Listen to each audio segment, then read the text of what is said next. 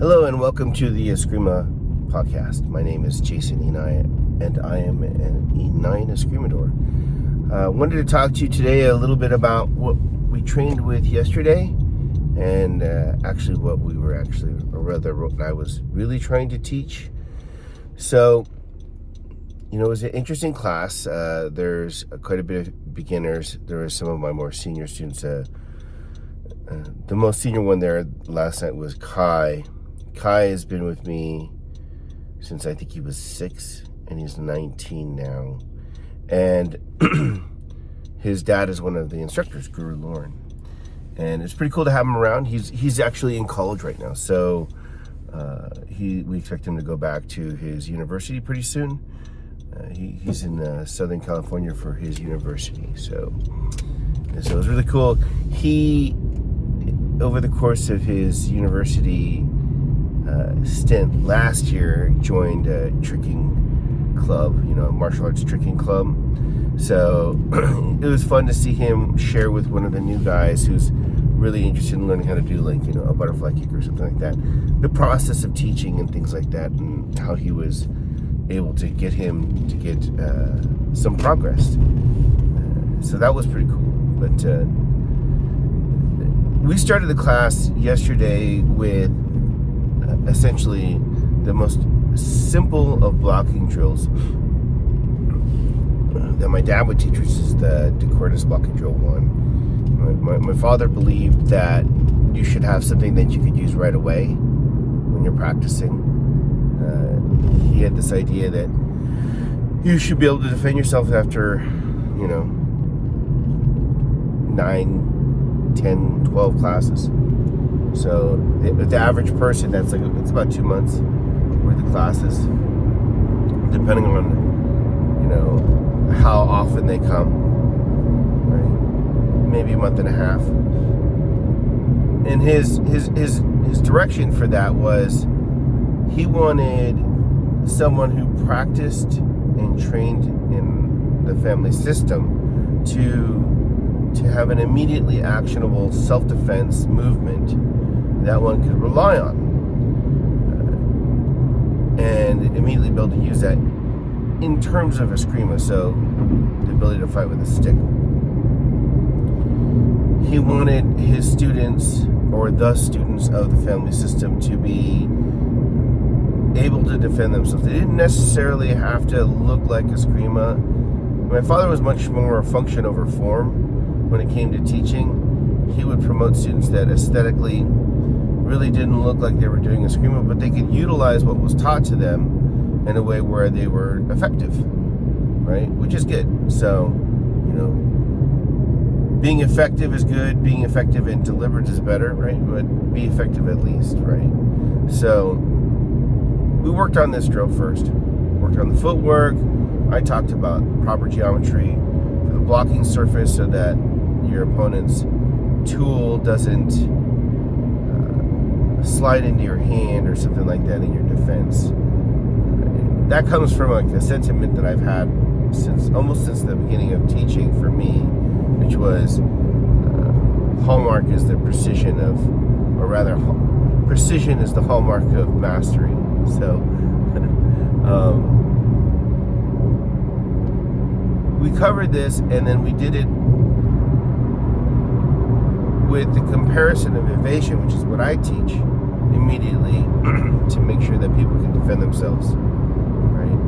And then we moved on to this Largamano drill that I learned from my Uncle Dan, this backhand only floating step forwards and back kind of footwork, and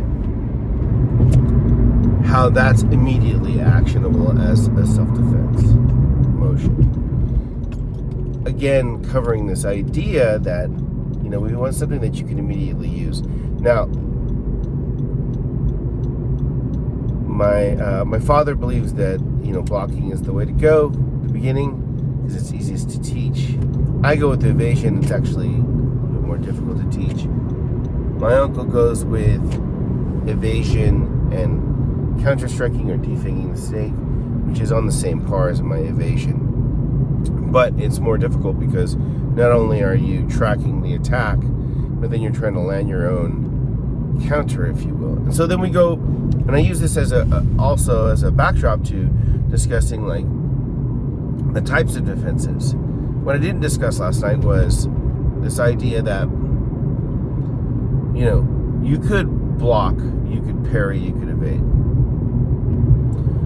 Blocking is the easiest to teach and easiest to use, but you have to absorb energy.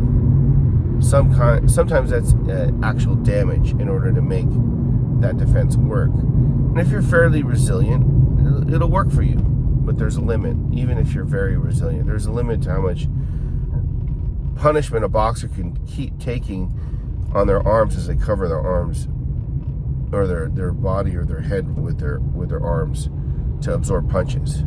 It has its toll. It'll slow the arms down, etc. So your more dedicated boxers tend to be more resilient people because they use that guarding motion in order to defend. And you could parry. You see video, you can see even Floyd Mayweather parrying or patting away, slapping away punches. Parrying is the next most desirable, and the next easiest. So it's the middle, really, right? The problem with parrying is it requires more timing and more skill, and you're still outlying resources towards defense that you can't use in offense. In other words, if I'm parrying with my hand, it's very difficult, nearly impossible for me to also hit with that hand, right? I have to parry then hit in most cases. Evasion is the most difficult to teach well. Anybody can like run away to a degree, right? But to do it well enough so that you can have those freed up resources that you would normally be using to block or parry to then strike or counter strike, right?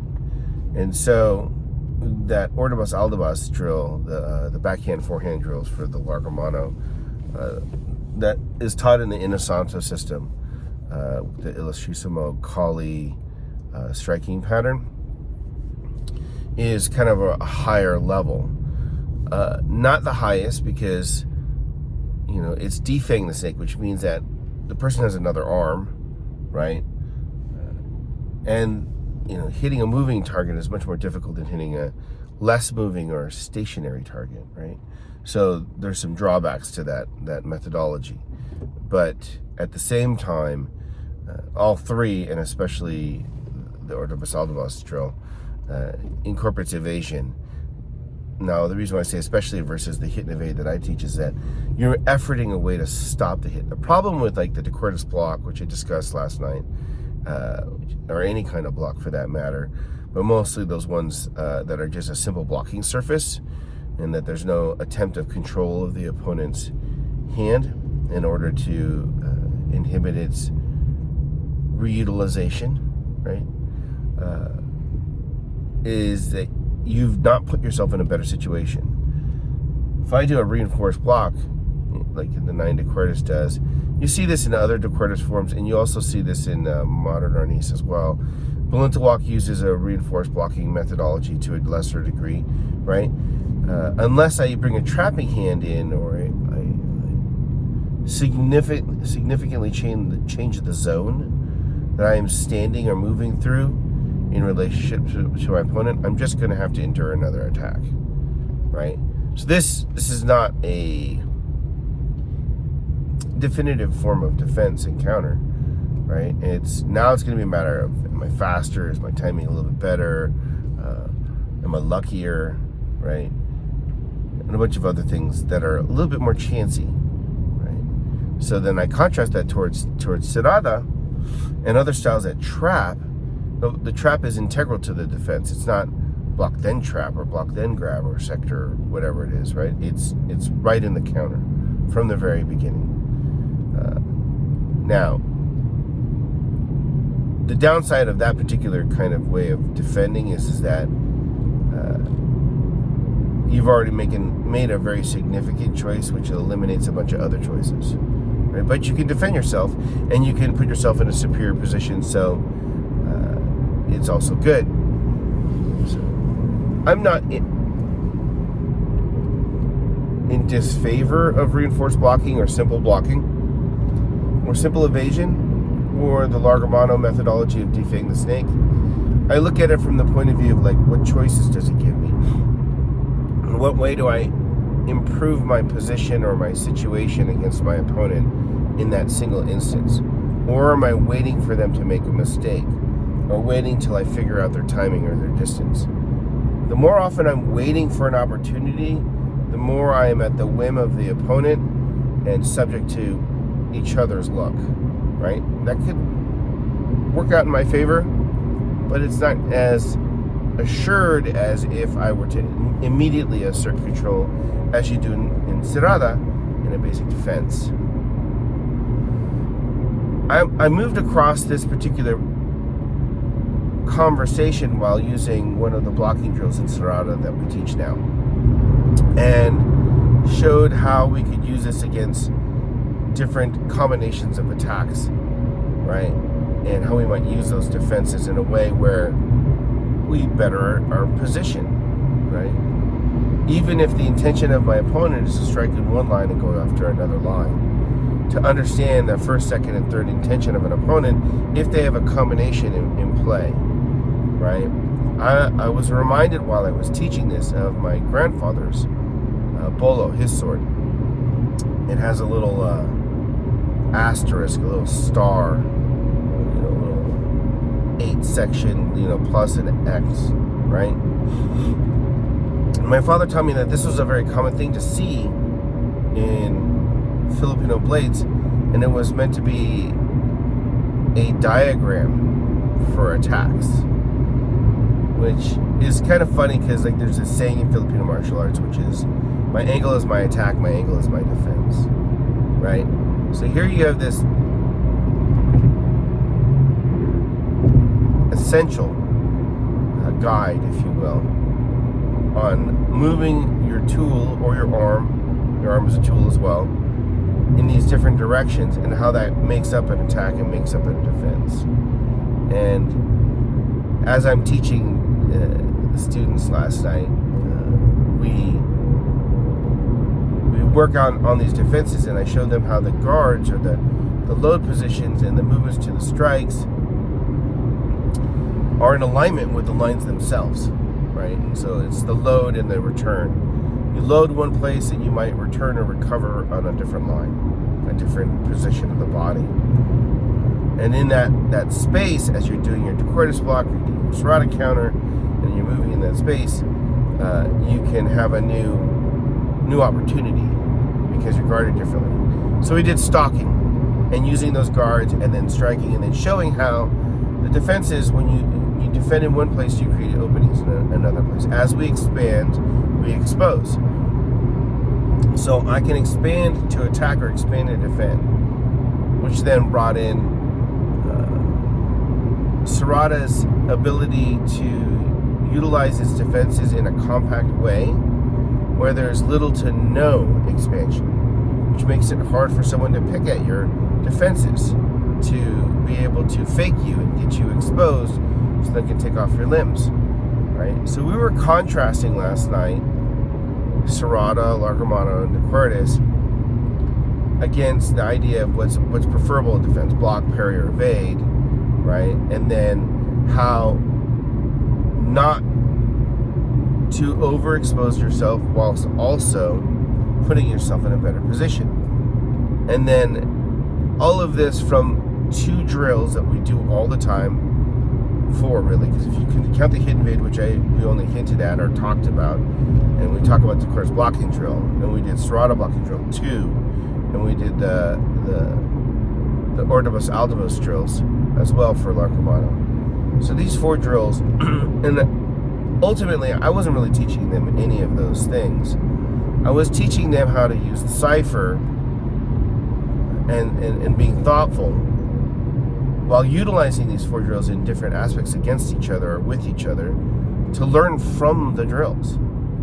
So I meander through this conversation for the first 15 minutes of this podcast, talking about these things that we did, mostly to give you this idea that you are not, and it doesn't matter what martial arts you do. So like if you're doing Kempo, you're doing ninjutsu, whatever it is, Krav Maga, right?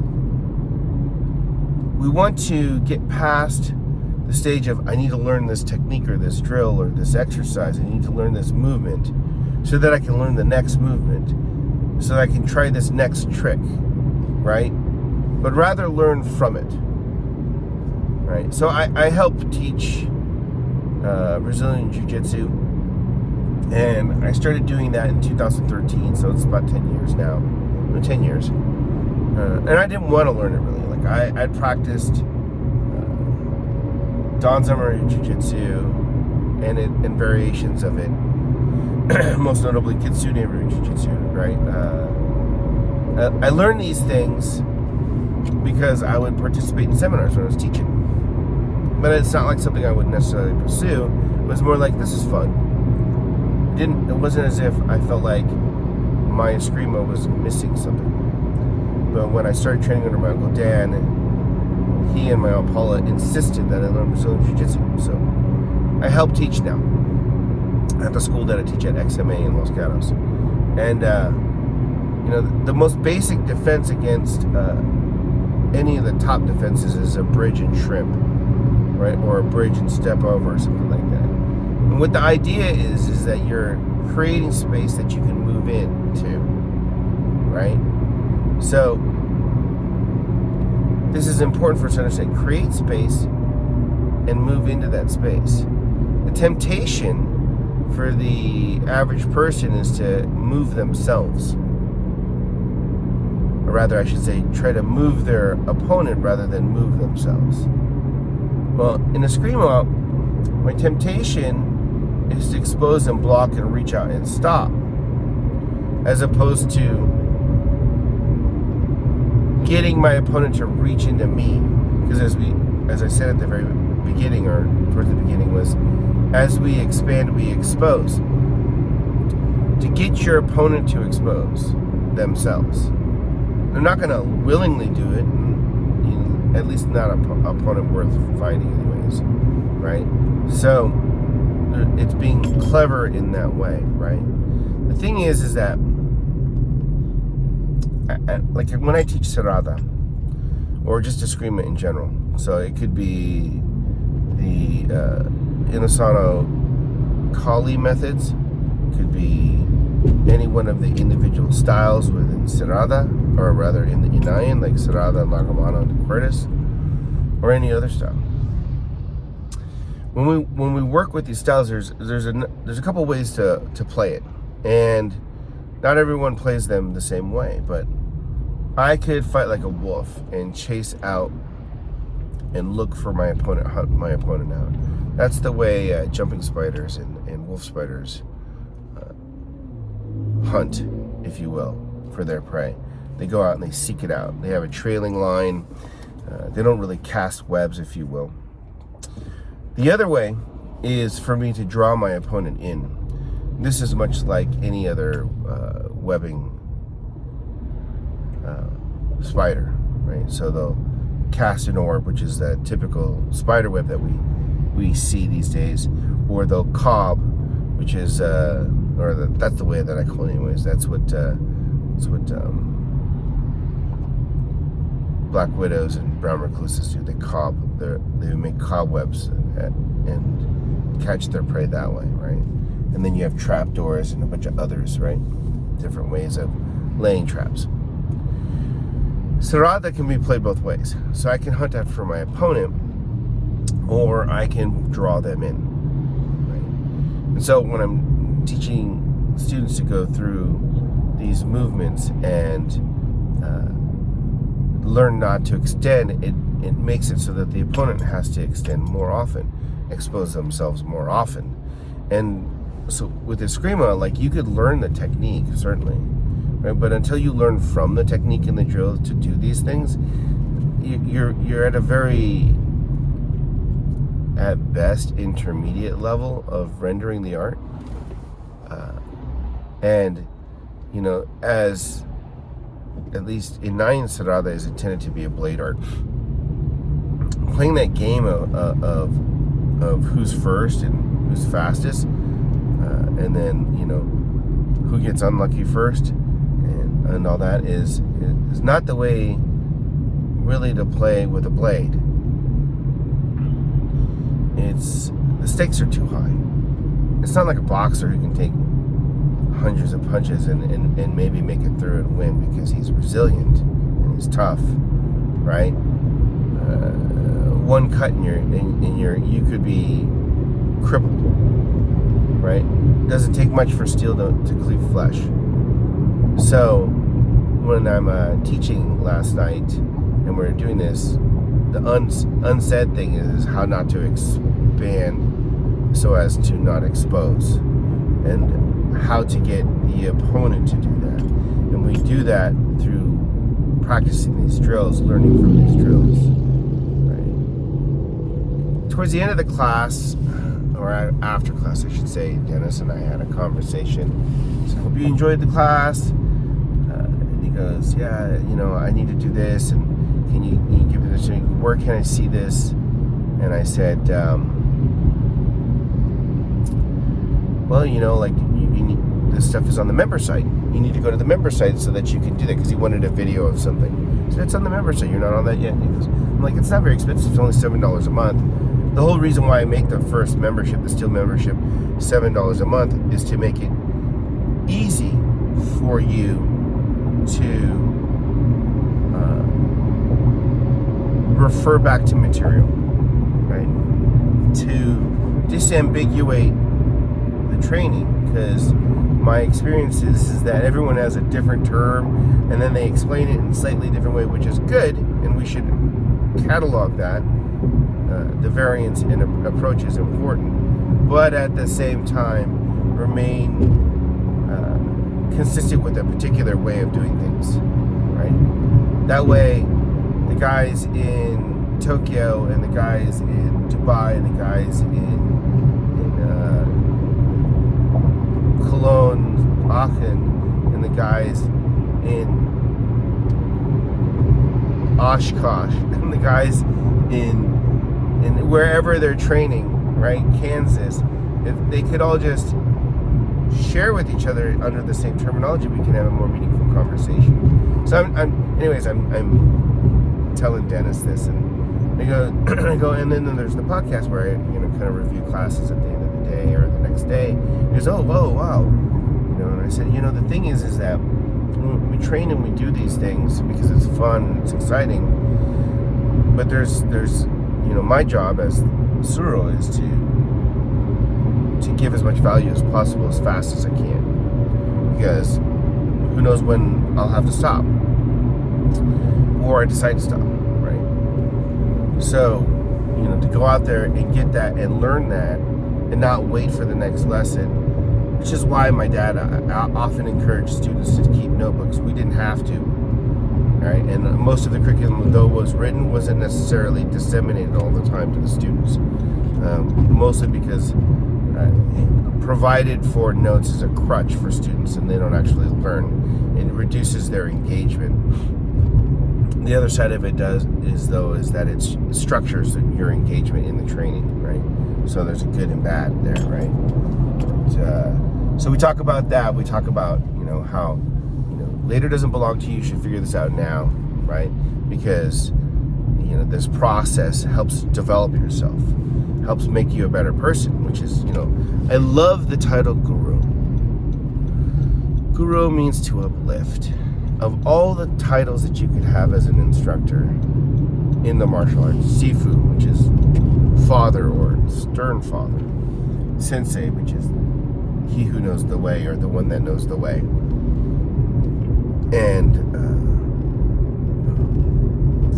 Sigung is grandfather, right? But Guru means to uplift. Tuhan's chieftain, Datu's chieftain. Sometimes people use those titles.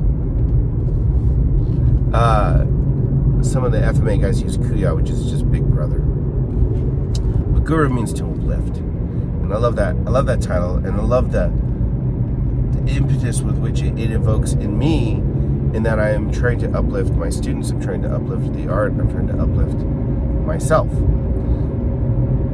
So we discuss these things, and we go through this training because Dennis was interested in the empty hands translations for the Sarada that we covered at the end, and the way that I contrasted that with the Carenza, the form that we teach in honor of Grandmaster Max Sarmento. Now, my father didn't do that, but there was a great deal of historical footage that is, kind of the treasure of the family that I was able to continue to learn from.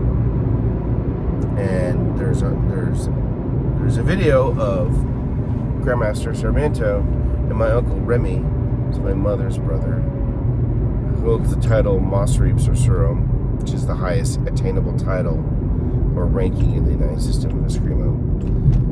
He was the first guru that my father ever promoted, but he's there. He's in the video, and he's learning with Max.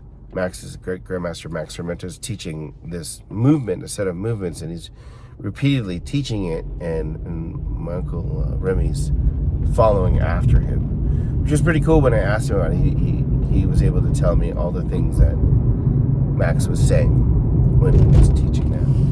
But Dennis was really interested in, can I see a video of that? Do we, what is it, and with the insinuation that there was more to learn there because of the contrast and how they connect together, right?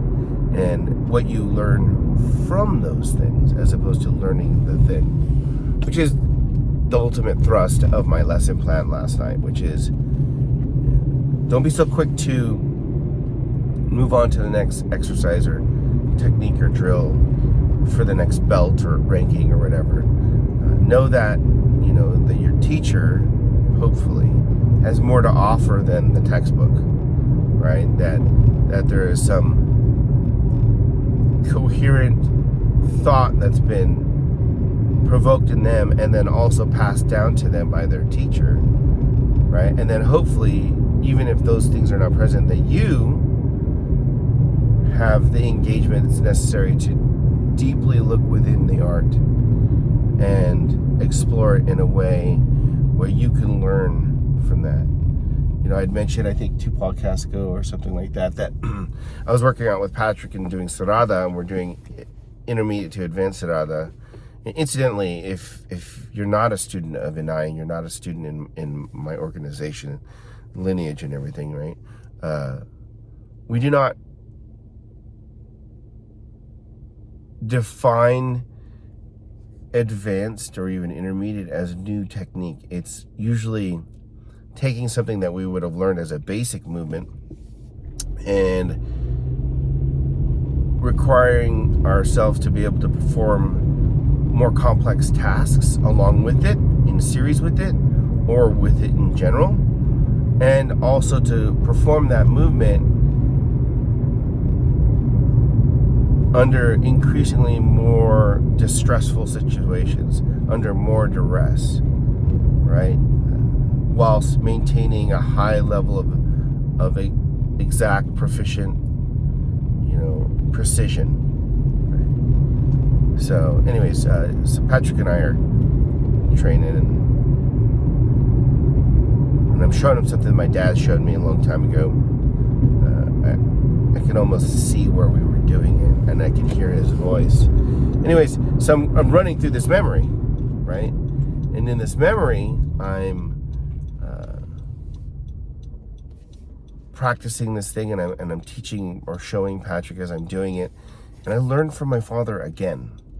It wasn't that I was learning the drill, because obviously I was teaching the drill or the technique, right?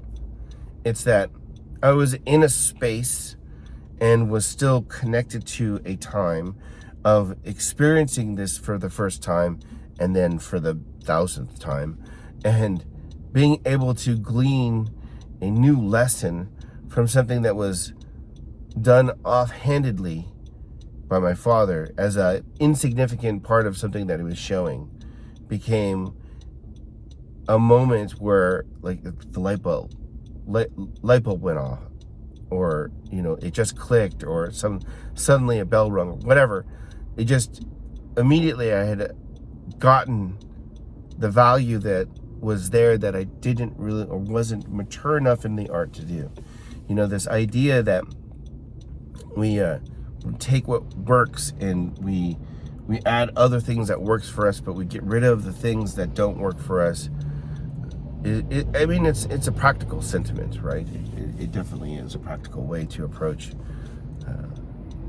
your art, and being pragmatic when it means being able to continue to be whole of life and limb and mind. Yeah, being practical is good. Right? Can't argue that. However, sometimes the things that don't work for us because we are not able to see it right then. It's a lack of maturity, a lack of refinement in the art, just generally a lacking in the practitioner. Right? I made a comment in a podcast. We're talking about disarms, and people were saying, "Oh, well, disarms are fancy and they don't work." And I asked the question, says, maybe you just suck at it. Have you ever thought that maybe the reason why the technique that you're trying to do doesn't work is because you're just not good enough, right? So maybe not discard something that was passed down to you by men and women who fought life and death matches and utilized the movement. Or, less usefully, you can assume that they lied and it's fake. Right? Whichever serves your purpose, whether it be your ego or your enlightenment, that's up for you to decide, right? But I guess the last thing I'd leave you with today is learn from the things that you've been taught, not simply just learn the things that you're taught. It's the difference between the book and the cover, right? Most of us are like, I got the cover of this book and I got the cover of that book, and I got this, and I've collected a library of movement. Great. Learn from it. You got to read the book too, right? That's useful. And all of us probably have plenty of extra books in our home that we haven't written. I'll see you on the training floor.